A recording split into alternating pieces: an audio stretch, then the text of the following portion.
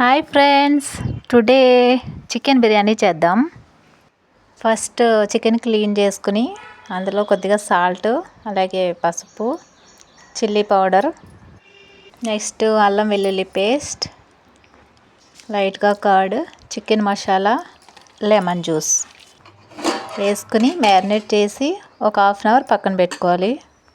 అలాగే రైస్ కూడా కడిగి పక్కన పెట్టుకోవాలి. నెక్స్ట్ స్టవ్ మీద కుక్కర్ పెట్టుకుని ఆయిల్, కొద్దిగా నెయ్యి వేసుకుని ఆనియన్స్, మిర్చి, కాజు, బిర్యానీ ఇంగ్రీడియంట్స్ వేసుకుని కరివేపాకు, అల్లం వెల్లుల్లి పేస్ట్ కూడా వేసుకోవాలి. ఆనియన్స్ బ్రౌన్ కలర్లోకి వచ్చాక లైట్గా పుదీనా, ఒక టమాటో, కొద్దిగా సాల్ట్ వేసి వేయించుకోవాలి.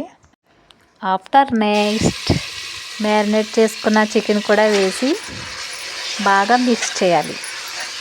నెక్స్ట్ మనం కడిగి పెట్టుకున్న రైస్ కూడా వేసి కలిపి వాటర్ వేసుకోవాలి.